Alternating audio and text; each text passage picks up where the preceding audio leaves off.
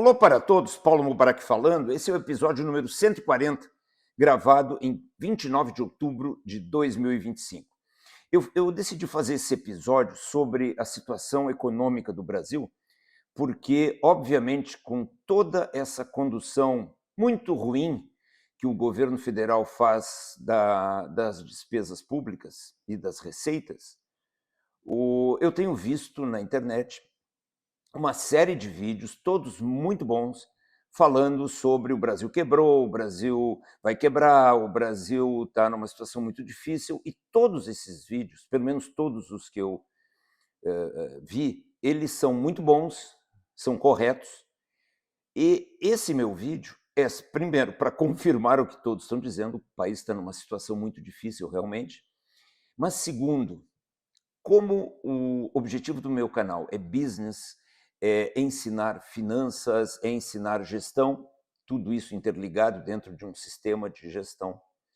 Eu vou mostrar para vocês, meu editor vai colocar aí na tela agora, André, coloca na tela, o DRE do Brasil.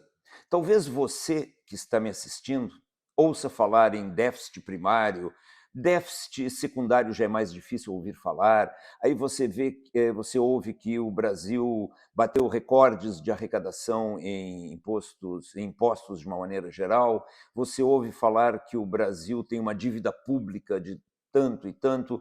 Deixa eu mostrar para vocês em números bem reais o DRE, o demonstrativo de resultado do exercício do governo federal. O governo federal brasileiro, assim como o governo de cada estado, assim como o governo de cada prefeitura, tem um DRE, tem um orçamento, é uma empresa, é um CNPJ, é uma empresa qualquer. Então, o que nós vamos analisar agora, e você está vendo aí na tela, é o DRE do Brasil SA, do país Brasil, da empresa Brasil. Então, vocês estão vendo que de janeiro a setembro de 2025, todos esses valores que estão aí na tela, eles estão em reais. De janeiro a setembro de 2025, o Brasil, a empresa Brasil, arrecadou de impostos e outras receitas, mas basicamente impostos, 1,887 trilhões de reais. 1,887 bilhões de reais. Esta foi a arrecadação da empresa Brasil. Bom, depois vem as despesas. Como se trata de um governo, seja federal, municipal, estadual, não se fala em CPV, não se fala em SG&A, se fala apenas despesas. E nessas despesas, você pode considerar o CPV mais o SG&A. E o CPV mais SG&A, ou seja, todas as despesas do governo federal, somaram nesse mesmo período, janeiro a setembro de 2025, 1,988 trilhões de reais, ou seja, 1,988 bilhões de reais, quase 2 trilhões de reais. Bom, a conta é muito simples. O governo arrecadou 1,887 trilhões e gastou em 9 meses 1,998 trilhões. Ou seja, o déficit primário, nesse caso foi déficit porque deu negativo, foi de 101 bilhões de reais. Esse déficit, e se fosse positivo, seria superávit, são termos da área pública que equivalem, numa empresa privada qualquer, equivalem ao lucro operacional, lucro ou prejuízo operacional. Então, neste período, janeiro a setembro de 2025, a empresa Brasil teve um prejuízo operacional, um lucro operacional negativo de 101 bilhões de reais. Essa empresa faturou 1,887 trilhões e gastou 1,998 trilhões e teve um lucro operacional negativo, um prejuízo, portanto, de 101 bilhões de reais. Somente este fator já seria absolutamente negativo, porque o Brasil, assim como qualquer empresa privada, assim como qualquer empresa de capital aberto, assim como o Boteco do Seu Zé, que é uma MEI, precisa gerar lucro. E o Brasil gerou prejuízo de 101 bilhões de reais em 9 meses. Mas o mais grave disso é que você vai se perguntar, bom, quando uma empresa privada tem prejuízo, o que ela faz? Ela reduz os seus custos, tenta aumentar a sua receita e, principalmente, quando ela não consegue essas melhorias na empresa, ela busca dinheiro em banco. O Brasil não é diferente.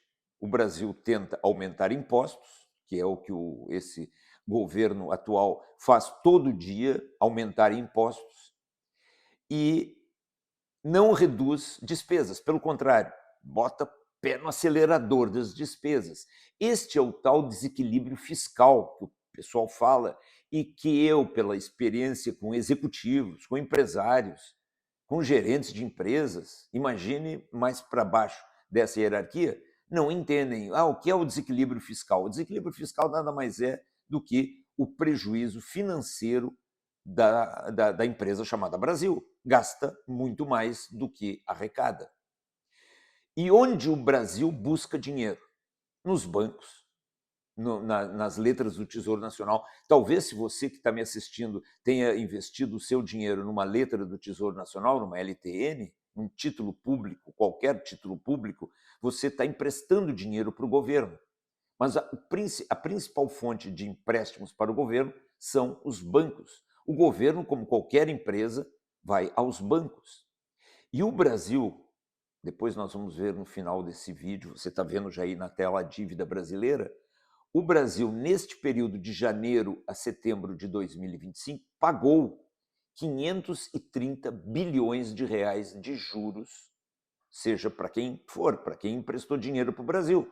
Um banco internacional, um fundo internacional, os bancos brasileiros ou você, pessoa física. 630 bilhões de déficit final. Esse déficit final é o tal déficit secundário. O déficit primário é o resultado de receitas menos despesas. Aí você ainda coloca depois os juros, aí você tem o superávit, ou no caso do Brasil, o déficit secundário. Ou seja, o lucro final. Então, o lucro final da empresa Brasil é de 630 bilhões de reais negativo, ou seja, um prejuízo gigantesco. E é por isso, e esse ponto é que eu gostaria de deixar muito claro para todos que me dão a honra de assistir aos meus vídeos, que a Selic está alta. A Selic não está alta por motivo político. O Lula ficava criticando o ex-presidente do Banco Central, porque ele tinha sido indicado pelo Bolsonaro, só que agora o Lula indicou o novo presidente e a Selic não baixa. E por que a Selic não baixa? Porque, queira o Lula ou não, a conta precisa, de alguma forma, fechar. O Lula e todo o seu time, eles não estão acima da matemática. Não adianta. A matemática é implacável. Como falta dinheiro, o Brasil vai pegar dinheiro emprestado.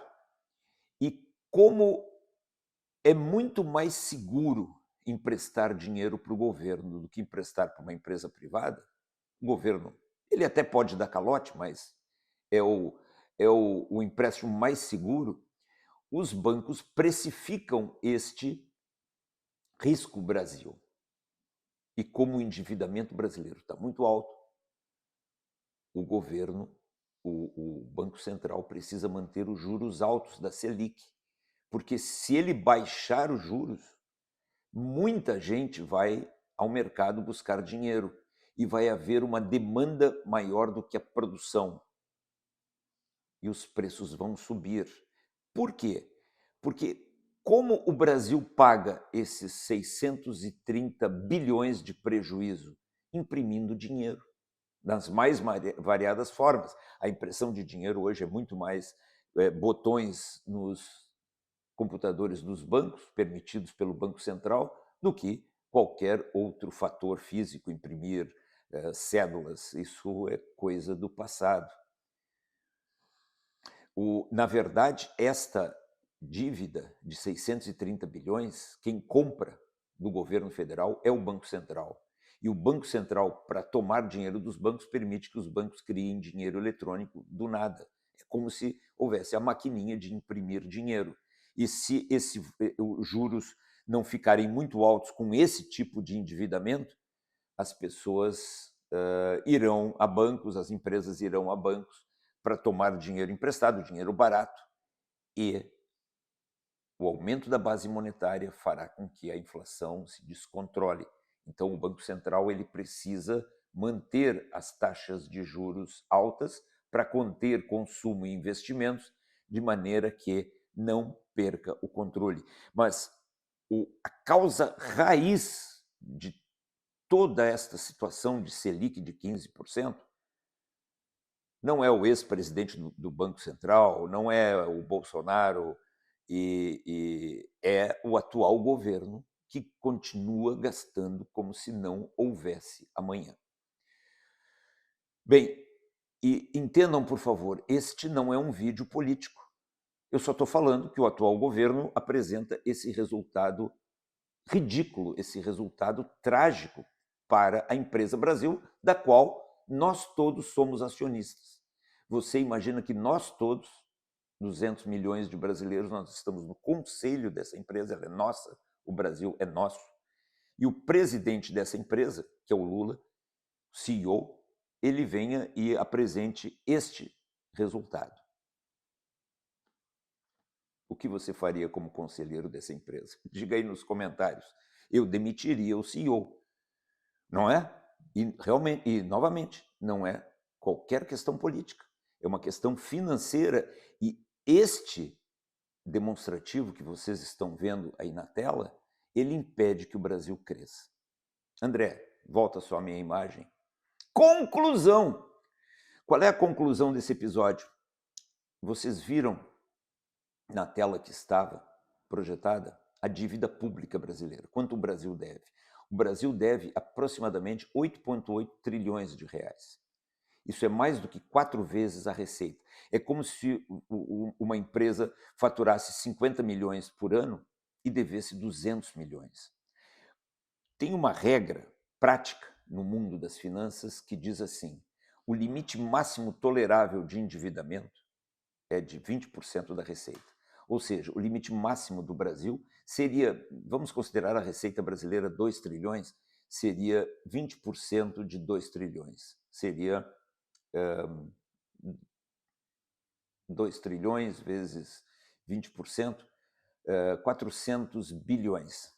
E nós devemos 8,8 trilhões de reais. Se fosse uma empresa privada qualquer, a gente diria a empresa está quebrada, essa dívida é impagável, ela pode ir sendo rolada até não se sabe aonde, até um colapso econômico total, até um colapso financeiro total do governo, como quase ocorreu no nosso vizinho Argentina, na época em que a esquerda estava no poder. Agora o presidente Milei tenta consertar essa bagunça. E consertar essa bagunça aqui não é fácil. Um detalhe, alguns me perguntam, mas a dívida dos Estados Unidos não é muito maior do que a do Brasil em relação à receita? A dívida que o presidente Trump recebeu dos democratas, não esqueçam que quem gerou a maior parte dessa dívida nos Estados Unidos foram os democratas, é de 6 vezes a receita. Os Estados Unidos estão mais endividados do que o Brasil. Porém, eles têm a maior economia do mundo, eles têm muitos outros recursos para contornar esse endividamento altíssimo do que nós no Brasil. Por isso é que quando eu vejo algum idiota falando na internet, porque as tarifas do Trump, não sei o quê, o cara ou é um canalha ou é um oportunista, ou é um idiota. Porque a luta que o presidente Trump e a sua equipe estão travando é porque essa dívida, mesmo com toda a prosperidade, com todo o poderio da sociedade americana, essa dívida está ficando absolutamente impagável também. 6 vezes no caso dos Estados Unidos. A receita americana é aproximadamente 5, 6 trilhões de dólares e a dívida americana oscila entre 35 a 38 trilhões de dólares. Muitas vezes eu vejo gente do governo dizendo que governo não é para dar lucro, governo é para investir tudo no social, tanto que não se chama de lucro ou prejuízo no DRE, como vocês viram agora, de um país, se chama déficit ou superávit, não pode ter superávit. Isso tudo é produto de gente, na melhor das hipóteses, para dizer o mínimo, gente muito ignorante. Evidentemente que o governo deveria produzir superávites, porque com estes superávites, o que um governo sério faria? Investiria no país. Investiria naquilo que nós, brasileiros, estamos há